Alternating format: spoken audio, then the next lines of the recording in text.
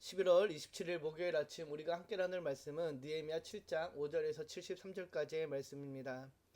예루살렘 성벽이 52일 만에 기적적으로 완성되었을 때 사람들은 아마 이제 모든 것이 끝났다, 이젠 됐다라고 생각했을 것입니다. 그러나 성경은 놀랍게도 성벽이 끝난 바로 그 다음 장 느헤미야 7장에서 우리에게 아주 특별한 그림을 보여주는데요.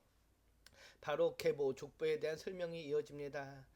하나님의 성벽이라는 외형이 완성되었다고 해서 일하심을 멈추지 않으셨습니다. 하나님의 관심은 여전히 하나님의 백성 한 사람 한 사람, 그리고 그들의 자리와 정체성, 그들이 어떻게 어떤 모습으로 살아가느냐 하는 문제였습니다.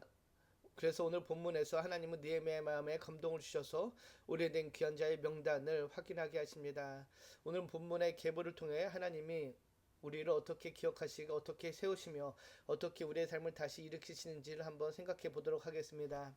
먼저 본문 5절을 보면 이렇게 시작합니다. 내 하나님이 내 마음을 감동하사 귀족들과 민장들과 백성을 모아 그 계보대로 등록하게 하심으로 내가 처음으로 돌아온 자의 계보를 얻었는데 거기에 기록된 것을 보면, 느헤미야 7장 5절은 이 장 전체를 움직이게 하는 결정적인 말씀입니다. 내 하나님이 내 마음을 감동하사.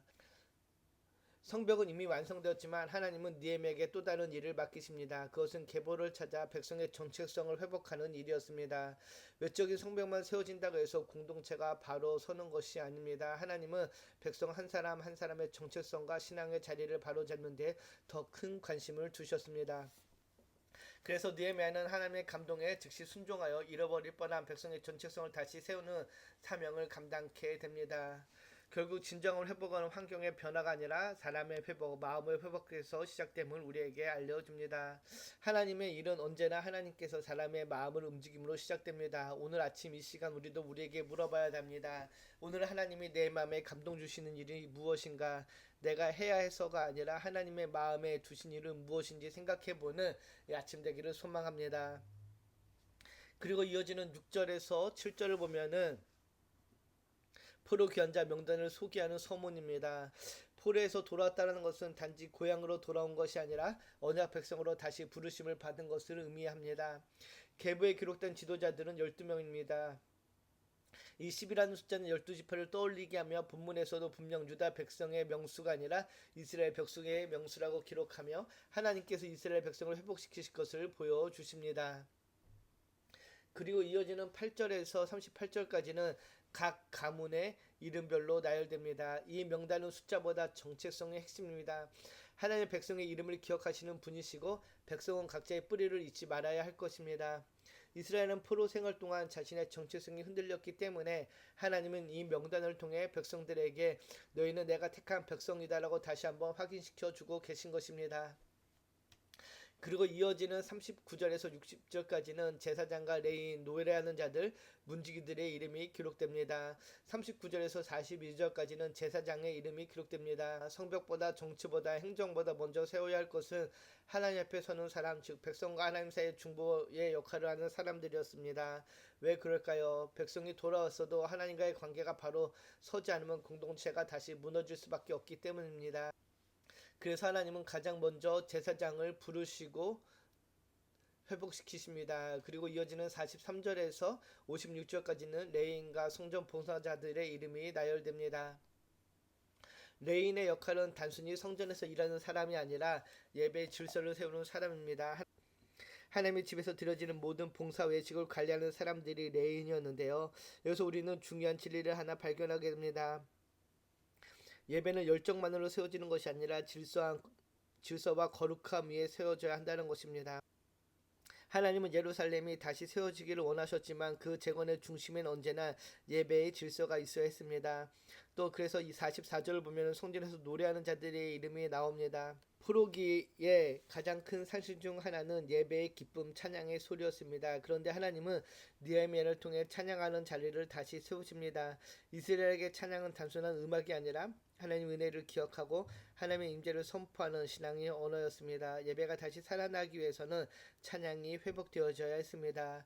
그리고 45절에서는 문지기들의 숫자가 기록되어 있는데요. 예배 공동체에서 문지기들은 흔히 간과되지만 매우 중요한 역할을 했습니다. 그들은 성전 출입을 관리하며 거룩한 공간이 훼손되지 않도록 지키는 사람들이었습니다. 문지기는 지도자보다 주목받지 않지만은 하나님은 그들의 이름을 귀하게 기록하고 계십니다. 그리고 이어지는 45절 이하에서는 느디님 사람들의 이름이 기록되는데요. 그들은 성전에서 허드렛 일을 맡았던 사람들입니다. 물을 기르고 나무를 패고 성전 기구를 청소하고 눈에 띄지 않은 일들을 하는 사람들이었는데요. 그런데 하나님은 이들의 이름도 길게 기록하고 계십니다. 왜 그럴까요? 하나님은 그 일이 드러나든 안 하든 중요하게 보이진 않던 모든 자리를 귀하게 보시기 때문입니다. 이들은 포로기에도 성전이 무너졌음에도 끝까지 사명을 지키려 했던 자들이었습니다. 하나님은 그들의 충성을 잊지 않으시고 예루살렘이 회복되는 그 순간에도 그들의 이름을 다시 부르시며 그들을 부르십니다. 제사장, 레위, 찬양하는 자, 문지기, 느디님 사람들 각각의 역할은 다르지만 모두가 하나의 목적을 향합니다. 예루살렘을 예배의 도성으로 회복하는 것, 이것이 바로 하나님이 원하시는 회복이었습니다. 그리고 이어지는 61절에서 65절을 보면은 족보 즉 조상이 밝히지 못하는 경우에 대해서 알려주는데요. 이들은 자신들이 제사장의 기통이라고 주장했지만은 아무리 찾아도 족보를 확인할 수 없었습니다.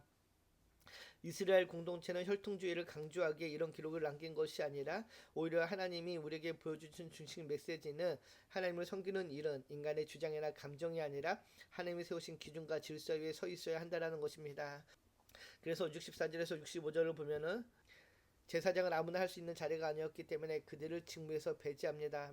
그것은 하나님이 거룩히 구별한 자리였고 하나님이 정하신 기준을 따라야만 섬길 수 있는 자리였기 때문입니다. 그래서 족보가 불명확한 사람들은 일단 제사장 직무에서 제외되고 우림과 둠민을 가진 제사장이 나타날 때까지 기다리라는 지시를 받게 됩니다. 우리는 종종 너무 성급하게 판단하고 빠르게 결단하려고 합니다. 그러나 하나님의 이름 때로는 하나님의 때에 하나님의 기준으로 하나님의 판단을 구하면서 이루어져야 됨을 알려줍니다. 그리고 이어지는 66절에서 69절을 보면은 마지막으로 귀한 자의 학계와 그들이 가진 자원과 드려진 예물에 대해서 알려줍니다. 돌아온 백성의 수, 말과 노새와 낙타와 나귀의 숫자가 구체적으로 나옵니다. 언뜻 보면은 단순한 통계처럼 보이지만은 사실 이 기록 안에는 깊은 하나님의 마음이 담겨져 있습니다. 포로기의 긴 고난 속에서도 하나님은 백성을 잊지 않으셨고 보호하셨고 보존하셨고 다시 사용하시기에 남겨두셨습니다. 그들의 수는 많지 않았습니다. 자원도 넉넉하지 않았습니다. 그러나 그들의 존재 자체가 하나님의 은혜의 증거가 됩니다. 하나님은 남은 자를 통해 새로운 역사를 시작하십니다. 적은 수라도 가진 것이 작아도 그것이 하나님의 손에 붙들려 있을 때 하나님은 놀라운 회복의 역사를 이루십니다. 예루살렘 성벽 재건의 마지막 장면은 그저 건물이 완성된 것이 아니라 하나님의 백성이 온전히 자리를 회복하는 모습으로 그려집니다.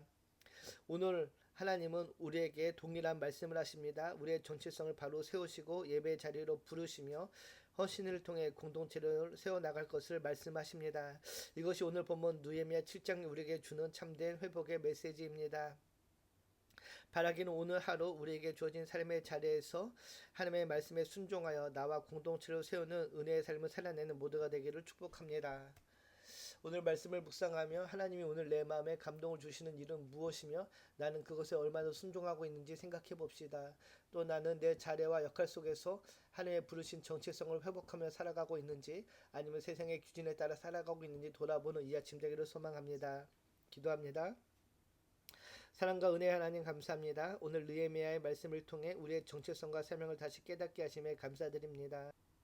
우리의 삶의 성벽보다 먼저 마음과 정체성을 세우시고 하나님의 부르신 자리에서 충성하며 헌신하도록 우리의 삶을 인도하여 주시옵소서.